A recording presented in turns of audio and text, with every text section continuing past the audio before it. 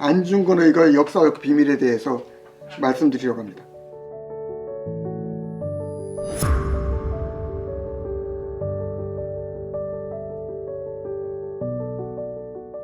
이 안중근 의거의 역사적 비밀이라는 것도 공리협회예요. 공리협회 블라디보스토크 지부가 그 지부에서 중요한 역할을 했던 이강과 정재관 이런 사람들이 그 동지들이 기획하고 준비하고 추진해서 안중근이 거기 참여해서 거행한 것이라고 하는 것이 그 사실이 역사적 사실로 밝혀졌어요. 근데 이상하게 안중근이 그냥 할빈역에서 이토 히로부미를 죽인 것만 주목되고 이야기됐지, 안중근이 이토 히로부미를 죽이게 된 그 역사적 배경과 맥락, 그 준비 과정, 이런 거는 사람들이 많이 모르는 것 같아요. 이강은 안창호의 최측근 인물이지요. 최측근 인물이고 상하의 결의에도 맨 먼저 이름이 나오는 사람이고, 공리협회에서도 그랬을 뿐 아니라 평생 죽을 때까지 안창호에게 아주 충성스러운 동지라고 할 수 있습니다. 1908년에 이강과 정재관 두 사람이 블라디보스토크로 파송돼서 블라디보스토크에서 그 공리협회 지부를 결성해요. 1908년에 안중근도 이 지부에 가입을 합니다. 이 블라디보스토크에 가장 영향력이 있는 지도자가 최재형이라는 사람인데, 이 최재형이라는 사람은 그 아버지가 함경도에서 노비로 있었던 사람이라고 그래요. 일제시에 살기가 어려우니까 블라디보스토크 연해주 쪽으로 넘어갔는데, 최재형이라는 사람이 어려서 영특했던가 봐요. 12살 때 큰 배 있는 데로 가서 배 가까이 지내면서 그 선장 부부에게 마음이 이렇게 호감을 사게 돼가지고 배에서 일어난 사람이 됐다가, 나중에는 그 선장 부부의 도움으로 군납하는 사업을, 러시아 군에 식품을 납품하든가 하여튼 그런 걸 해가지고 한국 사람으로서는 상상하기 어려운 큰 돈을 벌었다고 그래요. 돈을 많이 벌었을 뿐 아니라 그 러시아 제국으로부터 블라디보스토크 그 지역을 관리라고 할까, 이런 걸로 임명된 사람이지요. 그러니까 뭐 막강한 힘을 가진 사람인데, 처음에는 돈이 많고 세력이 있고 그러니까 독립운동을 지원을 했어요. 안중근도 이 물주가 최재형이니까 최재형의 도움을 받아서 그 돈으로 독립군 자금을 쓰면서 이제 전쟁을 하고 그랬는데, 이 안중근이 조금 남다른 일을 했다고 그래요. 일본군 포로를 잡았는데, 이 안중근은 원칙주의자니까 국제법상 국제 적십자법인가요? 국제 포로법 규정인가? 그런 거에 따르면은 포로는 존중해 줄 뿐 아니라 풀어줘야 된다네요. 그래서 그런 생각을 이 안중근이 하고 있어 가지고 국제공법에 따라서 일본군 포로를 풀어주겠다. 그러니까 다른 대장들이 다 반대를 한 거예요. 일본 놈들은 우리를 잡으면 다 죽이는데 우리는 일본 사람 풀어주면 되느냐, 우리한테 해가 미칠 거다. 근데 안중근이 고집이 세가지고 풀어준 거예요. 근데 나중에 들리는 말에 의하면은 그 일본군 포로를 풀어줬더니 이들이 앞잡이가 돼가지고 안내를 해서 독립군이 아주 큰 타격을 입었다. 그 이후에는 이 안중근이 아주 신용이 아주 크게 떨어졌다고 그래요. 독립군들한테 아주 손가락질 당하는, 질타를 당하는, 그래서 아주 괴로운 처지에 있었는데, 또 최재형이라는 사람이 생각이 또 바뀐 거야. 최재형이 그동안에는 돈을 대줬는데 러시아 제국이 좀 생각이 바뀌었어. 일본 제국하고 싸우고 싶지가 않은 거야, 러시아가. 그래가지고 일본하고 부딪히지 않으려는 생각이 있어서 독립군 지원하는 것을 금지시켰어요. 이 최재형이라는 사람도 독립군을 지원하는데 부담을 느끼고, 독립군 전지 투쟁을 해봐도 이미 군사력이나 무기나 훈련 성숙도에 있어서 비교가 안 되니까 전쟁하면은 이기는 수도 있지만 거의 지거든요. 성과가 없는 거야. 그러니까 이제 최재형이 독립군 지원을 금지해버렸어요. 중단해버렸어. 그러니까 안중근하고 최재형하고 사이가 나빠졌지.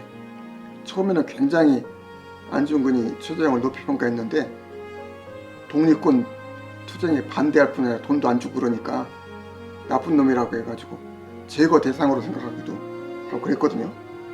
근데 그 사이에 공리협회가 들어온 거예요. 공리협회는 뭐 전쟁을 하긴 해야 되지만은 준비를 착실하게 해가지고 실력을 길러가지고 해야 되지, 그냥 무조건 전쟁을 하면 안 된다, 이런 어떻게 보면 점진주의거든. 공리협회의 생각하고 최재형의 생각이 맞은 거예요. 그래서 서로 합작이 된 거예요. 그래서 대동공모사라는 신문사를 만들고 최재형이 그걸 지원하고, 그 대동공모사 주필이 이강이에요. 이 편집국장은 유진율이라는 사람이고. 근데 이런 사람들이 어느 날 이토 히로부미가 그 지역으로 온다 소리를 듣고 나서는 이 좋은 시기를 그대로 넘길 수 없다. 그래가지고 고민을 시작한 거예요. 이토 히로부미를 죽이자. 이토 히로부미를 죽이는 거에 대해서는 공리협회 사람들하고 최재형하고 합의가 됐어요. 그리고 죽이는데 누가 죽이냐? 그 당시 명사수가 안중근으로 이름나 있었거든.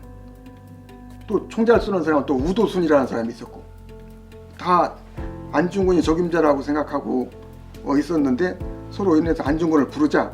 그래서 이강이 안중근에게 편지를 썼어요. 오라고. 그래서 공리협회 회원이니까 왔거든. 와가지고 이제 사람들이 모여가지고 주로 공리협회 대동공모사 인물들 중심으로 해가지고 회의를 해서 안중근이 내가 책임지겠다.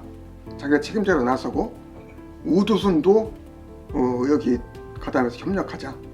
그래서 여러 사람을 가담시켰어요. 그 원래는 한 군데서만 저격을 하지 않고 여러 군데서 저격을 하려고 했다고 그래요. 여러 군데서. 근데 보니까 인력이 부족하고 또 재정이 부족하니까 여러 군데 나고 두 군데로 나눠가지고 저격하기로 했다고 그래요. 이강은 총과 탄창 준비하고, 자금은 이 대동공모사 편집장이라고 하는 편집국장이라는 유진율이 자금을 대기로 하고, 안중근은 종착역인 할빈역을 맡고, 우덕순과 조도순이라는 사람이 체가구라고 하는 역이 있다고 그래요. 교차역인데 거기서 반드시 이토 히로부미가 선다. 그러면은 우덕순과 조도순이 열차 안으로 들어가서 직접 사살한다. 그게 실패하면은 할빈역에서 안중근이 마지막에 죽인다. 이렇게 됐는데, 체가구에서 이 안중근하고 우덕순하고 조도순하고 서로 악수하고 헤어지는데, 헤어지면서 자기들도 어떻게 죽을지 모르는 거니까 감격에 벅차가지고는 끌어안고 울었대요. 울고 헤어졌는데 그걸 러시아 경비병이 지나가다 본 거야. 이 안중근은 할빈으로 갔지만은 이토 히로부미가 오는 그 시간에 우덕순과 조수순이 묵었던 그 여객, 그러니까 여관을 밖에서 봉쇄를 해버렸대요. 그래서 그 시간에 못 나온 거야. 갇혀있느라고. 러시아 경비병이 밖에서 문을 잠궈서 나오지를 못해서 실패했다. 안중근은 사람들 사이에 있다가 러시아 군을 사열하면서 지나갔다가 돌아오는 거를 15박해서 쐈다니까. 가까이 쏜 거죠. 가까이 3발 쐈는데 3발 다 명중돼가지고 그 자리에서 죽었다. 이것이 이제 그 안중근 관련된 이야기인데, 하여튼 이 배경에 이 공립협회 사람들이 주도적으로 이 어떻게 보면 개입한 거고,